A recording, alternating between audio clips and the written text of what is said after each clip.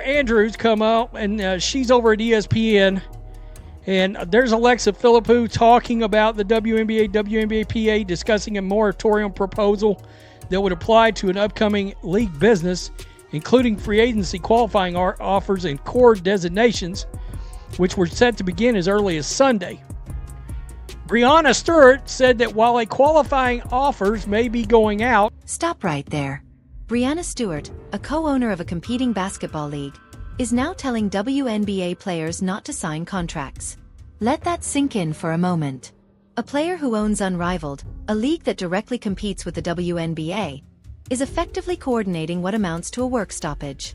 Somehow, much of the media is ignoring the obvious conflict of interest this represents.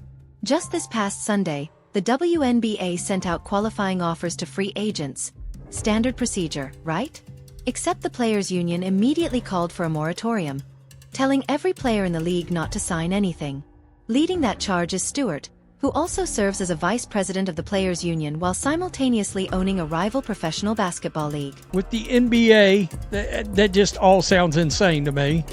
When it comes out of my mouth, every time it comes out of my mouth, that you have players that are vice presidents of the Players' Union for one league owning a different professional basketball league. It's just baffling. But nonetheless, we found out yesterday, I did a video, the NBA and WNBA, very smart. Very smart. We said, they came out, they said, you know what? We're under a moratorium here. Let's start sending out qualifying offers to... Here's what the league just did, and it's actually a smart strategic move. They ended the negotiation moratorium and began sending qualifying offers under the current collective bargaining agreement. These offers are based on the old salary structure, where maximum contracts top out at $250,000.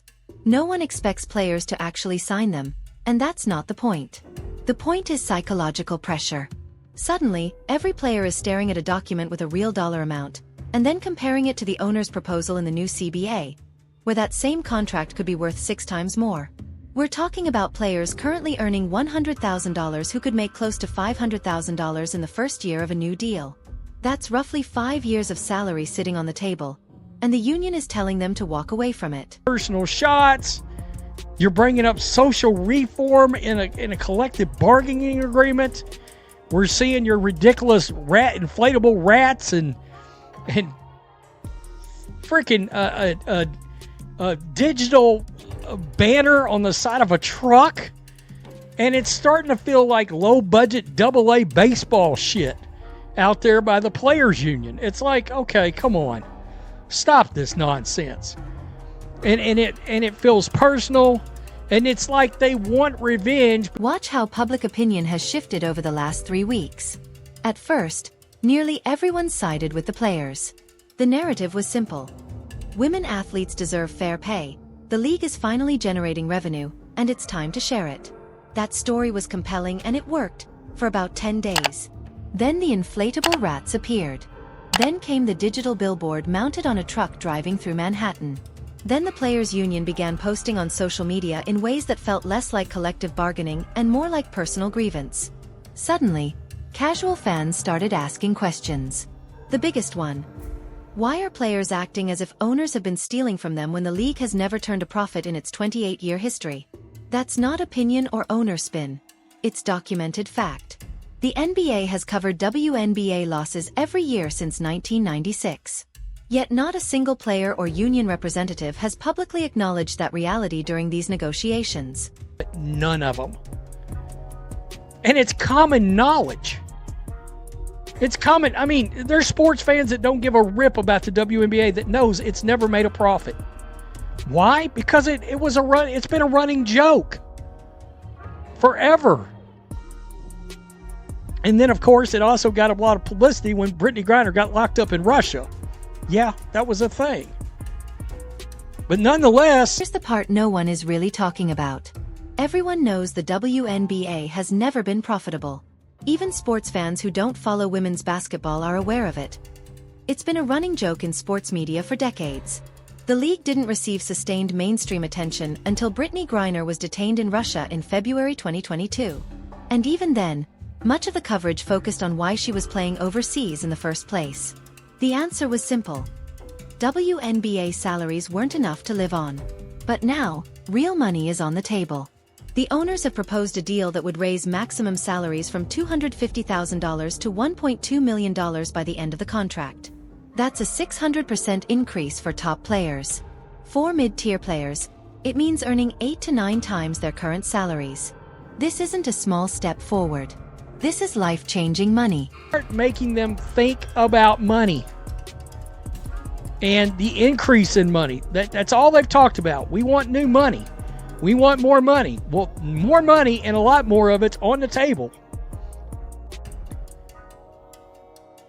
Right here, I put this up this morning. How long before the WNBA players start chewing their own legs off, trying to get off a sinking ship? You've got a lot of women turning down a lot of money. $2 million by the end of the new CBA is a lot of bread just laying there to be picked up, and that's the whole thing. The money is now officially, because it's been offered from... Now think about what that means for the average WNBA player. Not Caitlin Clark, not Aya Wilson, not Breanna Stewart. We're talking about the 6th through 11th players on a roster. The ones without shoe deals or national endorsements. The ones paying $2,500 a month in rent and flying overseas every winter just to survive financially. Under the new CBA, those players could buy homes. They could finally achieve real financial stability for the first time in their careers. They could stop going to Turkey, Russia, or Australia every off-season and actually allow their bodies to rest. The gap between the current deal and the proposed deal is literally the difference between renting and owning, between constant financial stress and real security. And yet, the union is telling them to turn it down, to keep fighting and wait for something better. But here's the question union leadership won't answer. Better than what? Better than a 600% raise? Better than money that changes lives? At what point does this stop being about fair pay and start being about something else entirely? That's who we're talking about. And let's be real. What if the league was like, well, we're going forward with replacements and our rookies, which I don't know if that can happen. I know they're currently under contracts. But let's face it, a lot of people have brought this up. Just get replacement players. Think about all the rookies, and they're all star. Like, much of the stardom in this league, almost all of it, is people on rookie contracts. Think about that a minute. I mean, Rickea Jackson, Sonia Centra, Paige Beckers, Caitlin Clark, Angel Reese, Aaliyah Boston. A ton of players. And I understand. Now let's talk about the nuclear option sitting on the table. The one the union desperately hopes no one considers. What if the league simply moves forward with replacement players and rookies? Look at who is actually driving viewership right now. Caitlin Clark is on a rookie contract. Angel Reese is on a rookie contract. Rickea Jackson is on a rookie contract. Cameron Brink, before her injury, was on a rookie contract.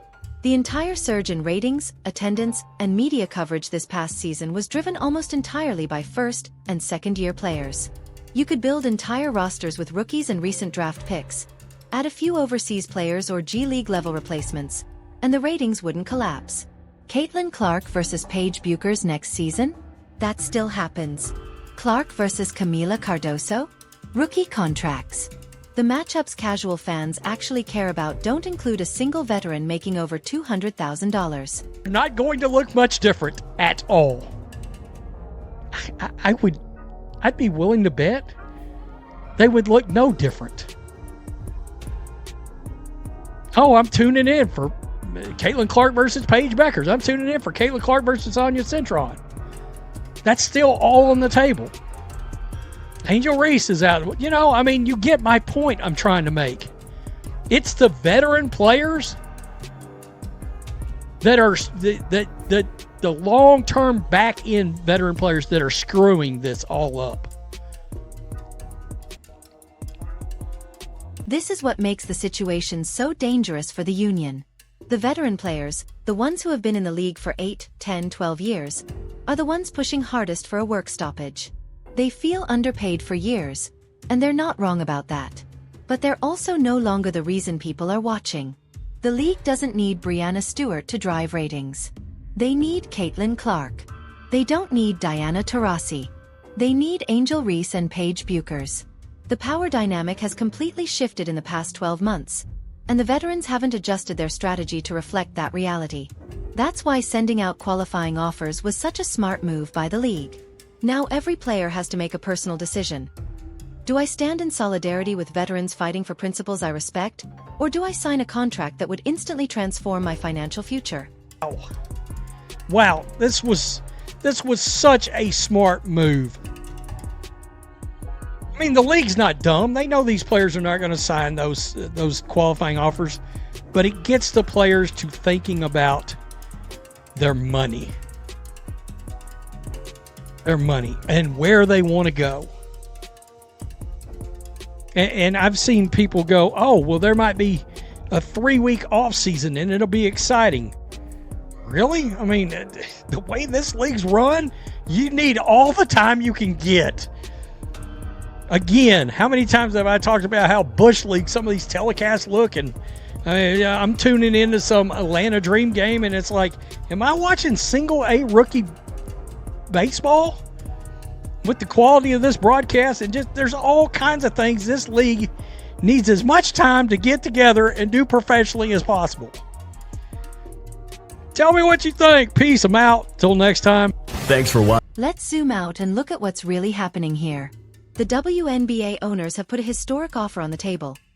600% salary increases for top players, massive raises for mid-tier players, improved travel conditions, better facilities, better everything. It's not perfect, but it's significant. And the players' union has responded by escalating tactics instead of negotiating specifics. They want to include social reform initiatives in a collective bargaining agreement. They want to relitigate decades of perceived disrespect. They want owners to apologize for not investing more during years when the league was losing tens of millions of dollars annually. Those feelings may be valid, but they aren't negotiating positions. You can't bargain for retroactive respect. The inflatable rats, protest trucks, and coordinated social media campaigns play well to the most engaged fans, the ones already on the players' side, but they alienate everyone else. Casual viewers see players turning down life-changing money and demanding more, and they start questioning what this is really about. Here's the uncomfortable truth. The owners can wait this out far longer than the players can. The NBA doesn't need the WNBA to be profitable. It has subsidized losses for nearly 3 decades as a brand extension and a commitment to women's sports. If a season is delayed or cancelled, the NBA absorbs another loss and moves on. The players don't. They lose a year of already short careers, a year of income, and a year of momentum at the exact moment the league finally has mainstream attention. Breanna Stewart telling players not to sign anything may feel like solidarity, but it's easy for her to say. She has unrivaled money, endorsement deals, and financial security that 90% of WNBA players will never have. The 6th player on the Dallas bench doesn't. When she looks at a qualifying offer that could change her life, then here's union leadership telling her to reject it. She has to wonder whose interests are really being served. The league understands this. That's why the offers went out now. They're betting individual self-interest will eventually outweigh collective solidarity. They're betting that real money with a player's name on it will matter more than abstract principles. And they're probably right. Professional sports is a business. Careers are short. Earning windows are limited. Players without major endorsement deals can't afford to sacrifice a prime earning year for a negotiating stance that may not even improve the final deal. The union strategy only works if everyone stays unified. Unity is easy when you're fighting obvious injustice. It's much harder when you're rejecting an offer that could make you wealthier than you ever imagined. The owners know that. The union knows that. And now, with qualifying offers sitting in inboxes, everyone is about to find out how strong that unity really is. The real question is how long before the first player breaks ranks. How long before someone decides that $500,000 today matters more than solidarity with veterans fighting battles from a different era? Because once that dam breaks, once one player signs, the entire strategy collapses. The WNBA and its owners made a calculated move. They shifted the conversation from abstract ideas about respect and value to concrete numbers on official contracts. They made it personal. They made it immediate. And they put the union in a position where it's asking players to turn down transformative money for reasons that are getting harder to explain. That's not traditional labor negotiation. That's psychological warfare, and judging by public opinion, the league may be winning it.